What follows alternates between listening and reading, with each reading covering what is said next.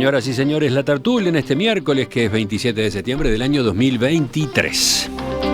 Voy saludando, empiezo por orden alfabético con Martín Bueno, que es el único a distancia, bien lejos además. Buen día, Martín. Buen día, Emiliano. Todavía sigo por aquí, estoy volviendo a semana, así que seguramente la próxima ya sea presencial. Bien lejos, a Laura, Oscar, bien lejos y obligado Mariela. a madrugar. ¿En qué hora estás allí en Miami? No, es una hora de diferencia. Una ¿no? hora menos Un nomás. poquito Bueno, más temprano. sigo. Sí. Mariela de En Marco. verano son 2 horas. Claro, ahí está, por ahí venía la confusión. Mariela de Marco, buen día. Buen día a todos. Buen día, Martín, a la distancia. Ana Laura Pérez, ¿cómo te va? Buen día para todos. Bien. Quería venir a ver a mi ex compañero de tertulia, pero se fue y Justo. está en la otra punta. No coincidieron. Sí, es verdad. Hay que intentarlo otra vez. El último saludo es para Oscar Sarlo, buen día. ¿Qué tal? Buen día. Un saludo para Martín también, que hacía tiempo que no lo tenía en la tertulia. Hoy tenemos 3 abogados entonces. 3. Sí. 3. Me siento en inferioridad Buenísimo. de condiciones. Y Ana Laura, periodista. Bueno, vamos, tenemos un par de temas por lo menos para discutir con ustedes. La idea de modificar la Constitución para habilitar los allanamientos nocturnos volvió al debate político nacional. Esta iniciativa, que ustedes recordarán, estaba incluida en la reforma Vivir sin Miedo, que impulsó Jorge Larrañaga y que fracasó en la consulta popular de octubre de 2019, es promovida ahora por el senador nacionalista Carlos Camí. Según anunció el legislador, seguirá el procedimiento de aprobar primero una ley en la Asamblea General. Concretamente, si ese proyecto de ley obtiene el apoyo de 2/5 de los miembros del cuerpo, la iniciativa será plebiscitada en ocasión de las próximas elecciones nacionales.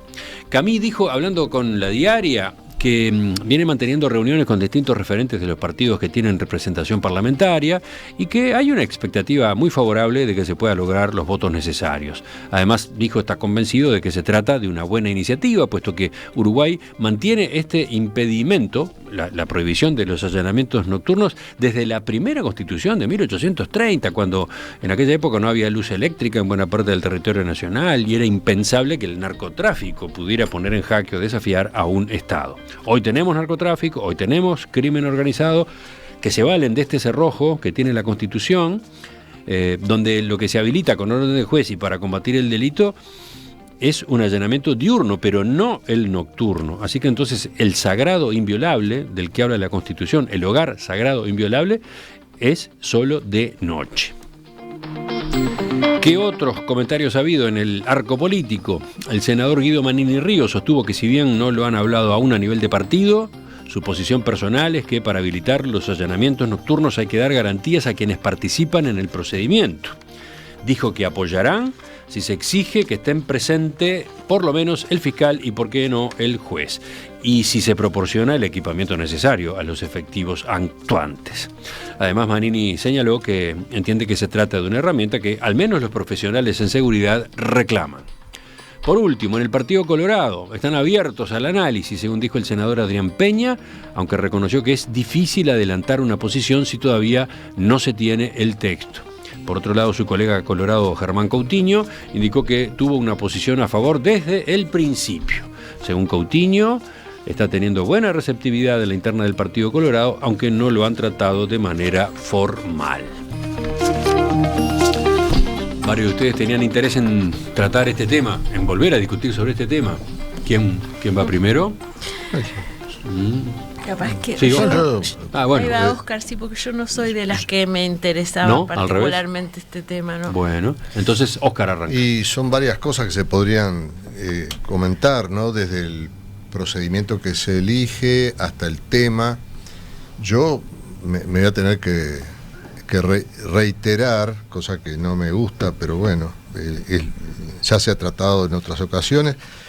2 cosas. Primero, sigo diciendo que este mal hábito que lo ha cultivado en parte la izquierda y en parte lo ha ensayado por aprendizaje tardío también la derecha, de recurrir a los plebiscitos, en realidad no es por ninguna convicción de que haya que hacerlo, sino porque como ha quedado diseñado el plebiscito en nuestro país, resulta que a veces parece más fácil de conseguir la mayoría que negociando en el Parlamento, lo cual es un pésimo modo de entender la democracia, porque las políticas públicas no se construyen por plebiscitos, con la mitad más uno del voto, porque después hay que gobernar. Y entonces esto creo que es una mala práctica política, que lo que hace en realidad no es que los políticos lo saben, lo que hacen es utilizar los plebiscitos para movilizar, para acumular, para hacer una cantidad de otros objetivos estratégicos que no es, obviamente, transformar la realidad. Entonces, bueno, me parece muy pobre y claro, es una respuesta al otro plebiscito que se está intentando contra la seguridad social, sabiendo que la seguridad social... ¿Es una respuesta? ¿Es una respuesta? Es una forma de mostrar que, bueno, ustedes, vamos a ver si el de ustedes sale, ahora que le vieron en las patas, que va a ser muy difícil que salga el del PCNT, y el Frente parece estar entendiendo que esa no es la forma es legislar, construir acuerdos para que las decisiones políticas sean, y sobre todo legislativas, sean sustentables. Entonces no se puede construir favorecer una democracia mayoritaria meramente, porque así no se gobierna. Y la otra, esta es una línea digamos Tú decís que como respuesta al otro plebiscito, el de seguridad social, desde la coalición de gobierno y en particular desde el Partido Nacional, se sale con otra movilización. Exacto, entonces vamos a entreverar bien las próximas elecciones, vamos a tener un caldo de cultivo tremendo, donde la gente va a saber horrible. Unos van a buscar, a apuntar al interés de oponerse a algo que evidentemente nos perjudica, como es la ley de la reforma de la seguridad social, y los otros van a volver al viejo cuco de la inseguridad, y nos van a hacer creer, o nos quieren hacer creer, de que con un plebiscito se puede cambiar la aguja en algún punto la lucha contra el narcotráfico y todas esas cosas. Disparate. Bueno, ahora volveremos, sí, porque te quedaron puntos, ¿no? Por ejemplo, el procedimiento que se va a seguir. Pero vayamos a abogado 2. Martín Bueno. Dejamos a la abogada 3 para después, porque ella es la que estaba menos interesada en el tema. Bien. Martín. A ver, a mí lo que me sucede con este tipo de cosas es un poco de esa... El sistema político nunca nos termina de sorprender por algo positivo, bueno, de verdad, ¿no? Más o menos capaz que por donde iba Oscar, pero digo, o sea, hacer un plebiscito por el tema de los allanamientos nocturnos, a ver, yo no estoy en contra del tema de los allanamientos nocturnos con orden judicial, me parece que es algo que es una herramienta que puede contribuir en algo. Ahora, hay que hacer una reforma constitucional. Embarcar al sistema político en una discusión de estas características, embarcar a la ciudadanía con esa cosa que hay de fondo, como que bueno, ahora con esta herramienta vamos a solucionar, con esta herramienta fundamental, y por eso, o sea, no estamos solucionando el narcotráfico y el crimen organizado, porque mirá, la Constitución de allá de hace 200 años decía esto, es un poco engañar a la población. O mejor es engañarla del todo. Aunque yo sé que después en el medio los políticos son inteligentes y dicen, bueno, es una herramienta, pero en definitiva, montar un plebiscito para esto es hacer lo que hacemos siempre, que es básicamente no hacer nada. ¿Bien? No hacer nada. Por eso estoy muy de acuerdo con lo que decía Oscar. Si es una buena herramienta, que se ponga el sistema político de acuerdo y vea cómo lo resuelve, casi que de trámite... no quiero decir administrativo, digo, pero hay una ley de gestión. Pero a ver, discúlpeme, voy a pelearlos un poco, sí. ya que están los dos en plena coincidencia, los peleo un poco. Esta herramienta en particular requiere reforma de la Constitución. No, esta no se arreglaba con una ley. No, señor. La Constitución es la que estipula cuál es el procedimiento para un allanamiento nocturno. Pero es muy lógico, y creo que por eso mismo no hay que tocarlo, porque está bien. Es un principio, me llama la atención que un gobierno tan liberal quiera tocar uno de los principios más caros al liberalismo, que es preservar un ámbito de intangibilidad en la familia. Pero lo que hay que definir, que ya lo han dicho otros, yo lo dije hace mucho tiempo pero otros lo han dicho antes, Hay muchos juristas que entienden que lo que se necesita es una ley interpretativa que diga que no es hogar, el hogar es aquel reducto físico o material en el cual se desenvuelve una vida solamente familiar. Si hay otras actividades, usted tiene un negocio, un kiosco, vende droga, no es el hogar, usted lo está usando otra vez. Entonces, se terminó el problema. Dale, Martín. Emiliano, yo iba a ir a ese punto. O sea, yo sé que requiere reforma constitucional y que eso es muy complejo. Por lo tanto, como es una herramienta que creo que puede ser útil, pero no va a solucionar nada, no va a haber, o sea, el Uruguay no va a haber un Uruguay después o antes de esto, no la utilicemos. No utilicemos esta herramienta. Es como que tengo Roma incendiada, o sea, se incendió Roma, y tengo que escalar el Everest para ir a buscar un pomo con agua para apagar. No funciona. O sea, no puedo hacer un esfuerzo de esta magnitud para conseguir una herramienta tan insignificante. O sea, si no lo podemos hacer por vías interpretativas, no lo hagamos y pongamos el foco en otras cosas, sino creemos que estamos haciendo cosas y no hacemos. O sea, realmente no cambia la aguja de nada. Me queda por saber, en tu lectura, por qué se da este paso, ¿no? Si existen esas otras alternativas que ustedes dos, Óscar y Martín, recién explicaban, ¿por qué se va por el camino de la reforma, de un nuevo plebiscito? Yo creo, y capaz que soy muy duro, y perdón, yo creo que la motivación de fondo de esto es netamente electoral. Ajá. O sea, montar para cualquier político campaña, esto es fantástico. Claro. Bueno, Ana Laura, dejemos a los abogados, ahora esperamos a Mariela y se cuela la periodista. Ay, a ver, a mí me parece que esto es parte de una... Yo en vez de agarrarlo, si bien estoy de acuerdo, pero en vez de agarrarlo desde el lugar de los plebiscitos, que me parece que... Lo voy a tomar por el lado de la seguridad. Y me parece que es como un facilismo esto.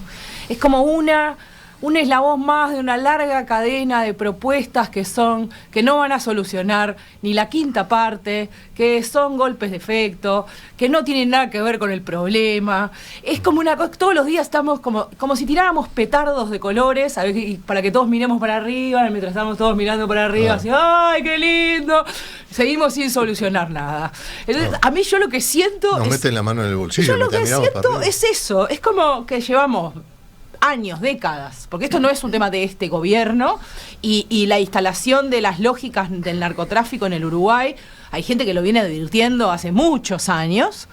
Entonces me parece que es como, y es lo mismo que lo de las penas, subamos las penas, sí, pero revientan las cárceles, bueno, pero subamos las penas.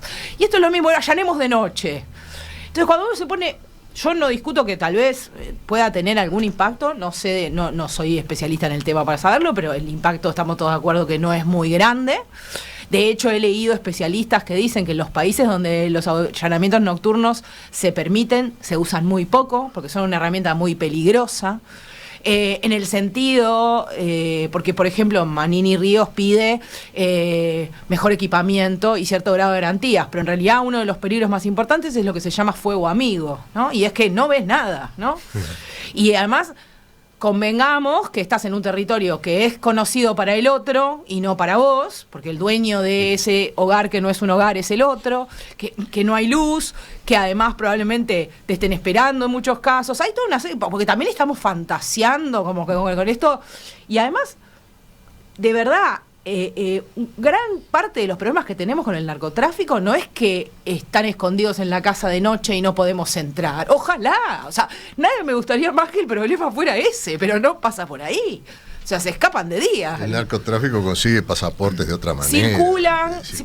Muchos forman parte de la vida legal de todos nosotros, circulan de día, mandan sus hijos a los mismos colegios y escuelas que nosotros, viven en barrios muy acomodados, no están parapetados. Entonces, también me parece que de nuevo, forma parte de un enorme facilismo con el que tratamos los temas en Uruguay en general y en particular los temas que tienen que ver con seguridad, que de nuevo deberían ser tratados como lo que son, un tema tan importante que requiere una política de Estado.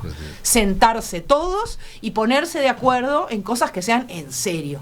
Y no eso, tirarnos lucecita de colores para que miremos para arriba, porque de verdad, cuando nos queramos acordar, esto va a ser muchísimo peor de lo que es ahora, porque hace 10 años era mejor que ahora y así.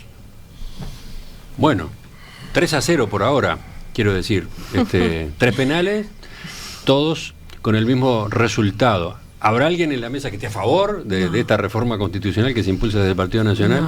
No, para nada. Yo incluso Mariela ya adelanta que no. Bueno. Me enoja profundamente que se vuelva a hablar de esto, y más cuando uno de los promotores dice que esta es la bala de plata para resolver los problemas de seguridad. Eso, la verdad, me pareció muy chocante, y estoy frenando lo que digo. Muy chocante. Yo creo que es una cosa, ojalá fuera algo a lo Gato Pardo, que es decir, arreglemos algo para que todo siga como está. Pero es peor, porque no arreglamos nada y generamos más problemas. Me parece muy bien que Manini se preocupe por la seguridad de los operadores, de los policías, en una palabra. Pero yo agrego... Interesante que además se preocupa porque existan garantías, ¿no?, con la presencia del fiscal y la presencia del juez. Pero él está pensando en el personal policial, que me parece bien, es su cabeza. Él sabe Yo de eso, agregaría que también hay que preocuparse por la gente que vive en esos hogares que van a ser allanados, porque al elegir la reforma constitucional y habilitar los allanamientos nocturnos, se está dejando de lado la vía de habilitar los allanamientos de lo que no sean hogares. O sea, lo que se propone es habilitar los allanamientos nocturnos aún de los hogares. Eso significa que ahí va a haber niños, personas que no necesariamente están cometiendo ningún crimen, y sobre todo niños, como acotan a Laura. Entonces, yo digo, seamos cuidadosos con esto. Los errores se cometen. En otros países ha habido errores dramáticos, como matar a toda una familia porque se equivocaron en la dirección. Y en Uruguay no hace mucho se equivocaron en la dirección y fueron a allanar a las 6 de la mañana, porque era verano, algo así, a una casa con todo la parafernalia que implica un allanamiento, policías con todo ese uniforme asustador que tienen ahora. Y esa persona que fue allanada y que estaba durmiendo con su familia no tenía absolutamente nada que ver, porque se equivocaron en el número. O sea, estaba mal el número de la dirección. Pónganle que era la misma calle, otro número. Entonces, yo advierto sobre esto, pero lo que más me enoja es que le digamos a la gente que por esta vía se soluciona algo. Yo escuchaba antes de empezar nuestra mesa que tú hablabas de este muchacho que, sin ser abogado, accedió a los expedientes penales. La verdad, a mí me deja atónita eso, porque yo muestro mi carné no sé cuántas veces a la semana en todos los juzgados. No me muestran ningún expediente si no muestro el carné. Sí, recordemos, entonces, estás hablando de Matías eso? Campero, este personaje que se ha ido haciendo famoso en los últimos días. Exacto. Un gran falsificador, que para empezar era falsificador de su propia profesión, ¿no? Él no era abogado, ¿no? Ahí va. Había sido estudiante Yo de no abogacía, sé si y sin embargo iba con operaba su y se carnet. movía como si lo fuera, ¿no? Pero para que la gente sepa, nosotros hace unos cuantos años, muchos años, los abogados tenemos un carné, Oscar lo 20, sabe, 25 Martín también, exacto. ¿Por qué pasó eso? Porque había algunos que se decían abogados, incluso había uno que era profesor de la facultad, que lo conocí personalmente, era muy bueno en lo Muy que hacía, inteligente. pero nunca se había recibido y ejercía como si estuviera recibido. Entonces la Corte decidió que todos tengamos carné. Bueno. Como este chico sin carné accede a un expediente penal. Bueno, capaz que falsificó el carnet. Bueno, capaz, pero no lo sabemos, a eso voy, no lo sabemos. O sea, ni siquiera estamos teniendo capacidad como país de analizar los fallos del sistema, que es un fallo estúpido, me dirá alguien en la audiencia. Pues no tanto, porque a partir de ahí este señor logró liberar gente que todavía tenía que cumplir pena. Entonces, tenemos un problema grave de corrupción, tenemos un problema grave de que los procedimientos no son correctos, es decir, somos como muy confiados en una cantidad de cosas. Procedimientos ingenuos, podría decir. Por decirse así, exacto, ingenuo puede ser la palabra. Tenemos, por supuesto, el problema del narcotráfico, tenemos unos cuantos narcotraficantes que se han reído en nuestro sistema. Alguno de esos llegó a matar a un fiscal de otro país en otro país. Entonces, digamos, nosotros pensamos que esta cuestión gigantesca en que se ha transformado el crimen organizado para un país como el nuestro, lo vamos a arreglar con la bala de plata de los allanamientos nocturnos. Por favor, la verdad me parece poco serio y me decepciona y me enoja muchísimo. Entonces, yo ya lo he dicho más de una vez, creo que este tema no solamente requiere políticas de Estado, requiere que nos sentemos a conversar el sistema político, el Poder Judicial, la Fiscalía, la Academia, pero la Academia del Derecho y la Academia de la Sociología y de la Criminología. Hay criminólogos que nos están diciendo, no es por ahí. De los pocos criminólogos que hay en este país, como por ejemplo Howard, no es por ahí. Entonces, ¿por qué insistimos? ¿Por qué insistimos? Me parece frívolo, no es serio. La verdad, me enoja mucho. Sí, quedó claro. quedó claro. Perdón, me pongo apasionada. Yo creo que es una propuesta de un kamikaze, ¿no? Porque sí.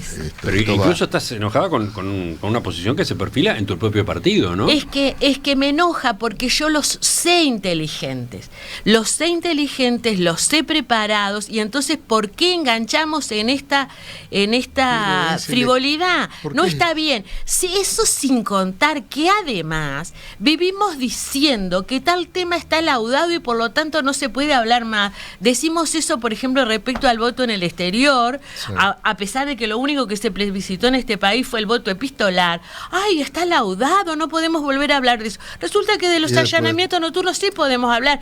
Pues ese sí está laudado, porque ese sí se plebiscitó en la misma fórmula que se viene plebiscitó ahora. Junto con otros puntos, que lo que no alcanzó la cantidad de votos necesaria fue un conjunto de puntos de aquella reforma Vivir Sin Miedo. Nadie puede saber por qué fracasó la reforma Vivir Sin Miedo. El tema es que fracasó. Bueno, nadie puede saber con certeza. Óscar, tú ibas como electoral es malo también, ¿sabes? Óscar, yo discrepo. Yo creo que están subestimando la inteligencia de la gente.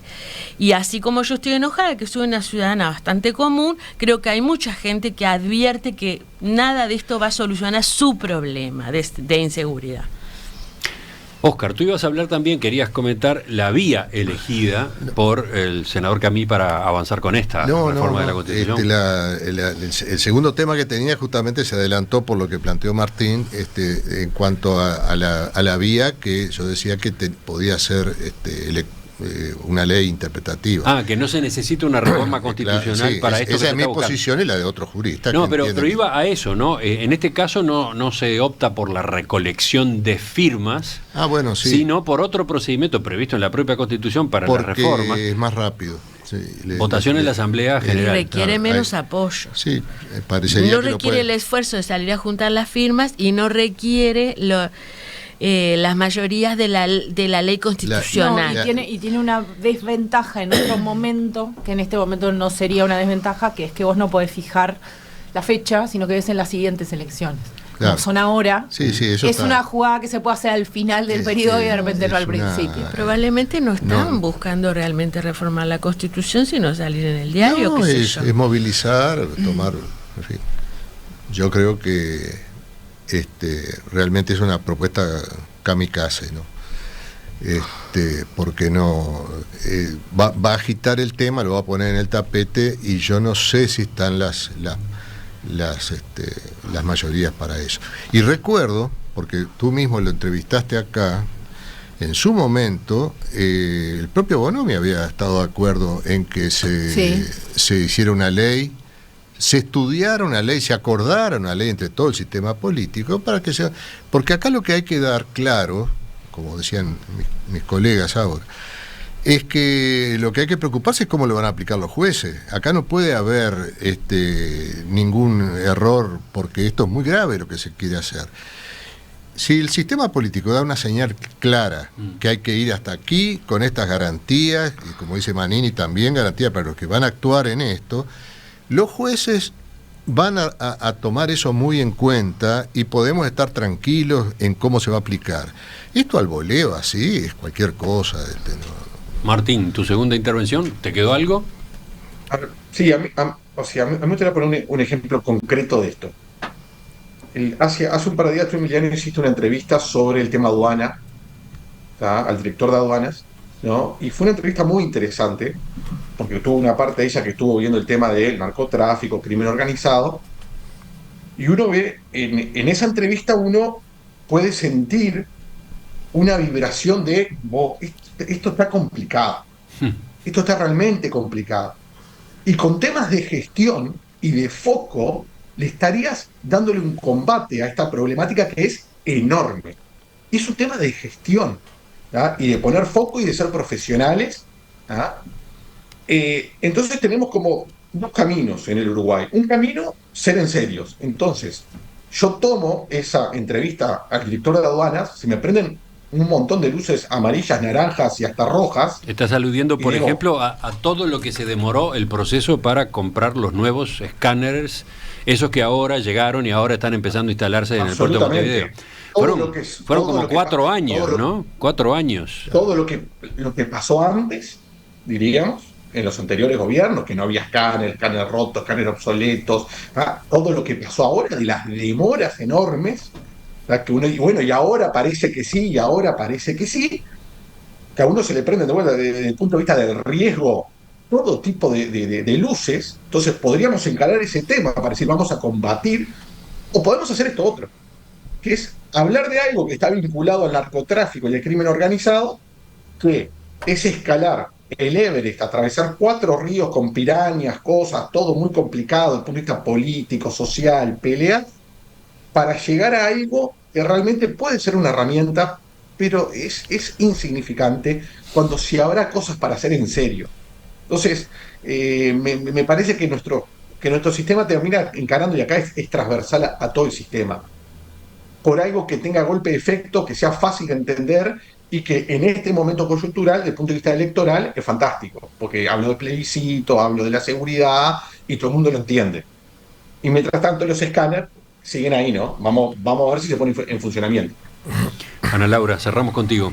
Sí, para mí hay un tema, lamentablemente, hay un tema de modelo de incentivos en el sistema político, ¿no? O sea, por eso, digamos, en otros países lo superan, habría que ver cómo lo superan, capaz que por una cuestión cultural, pero paga un montón hacer este tipo de cosas. Entonces, y no pagan otras, no paga decir esto es un problema de tipo multicausal que hay que resolver con acciones de distinto tipo, no garpa revisar la gestión y hacer foco, como dice Martín, porque después eso la gente de repente no es tan fácil de comprender y de entender.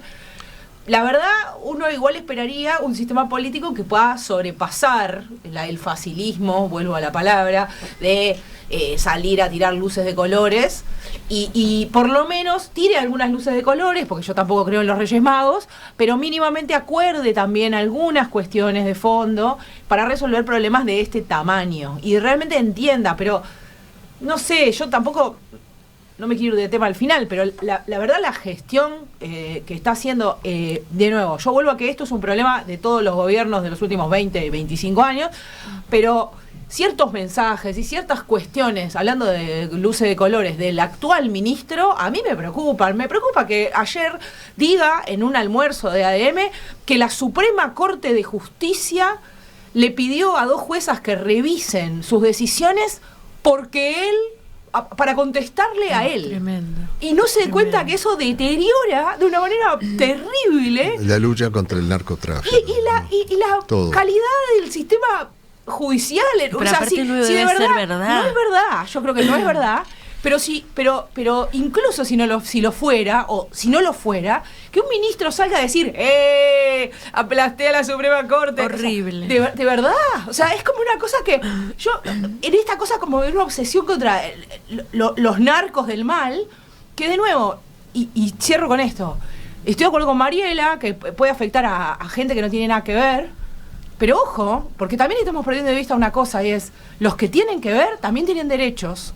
Y los narcos tampoco les vamos a dar un balazo en la nuca y los vamos a sacar en bolsas de nylon. Entonces, también me preocupa como ciertas cosas que se está construyendo en el derredor respecto de estos temas. Déjame decir una cosita cortita más. Yo creo además que cuando aparecen estas propuestas, los narcos, la gente que controla el crimen organizado, celebra y festeja. Dice, sigan así, muchachos. Esto es el campo orégano para nosotros. La verdad. Sobre todo lo que deben celebrar es el enfrentamiento político, ¿no? La confrontación. Pero además que no se nos caiga una idea, ¿no? Que no se nos caiga una idea. Eso lo tienen que celebrar. El problema para ellos empezará el día que todo el sistema político se ponga de acuerdo. Exacto. Ya seguimos, continuamos en la tertulia, seguimos en la agenda política. Hoy vamos solo por el lado político.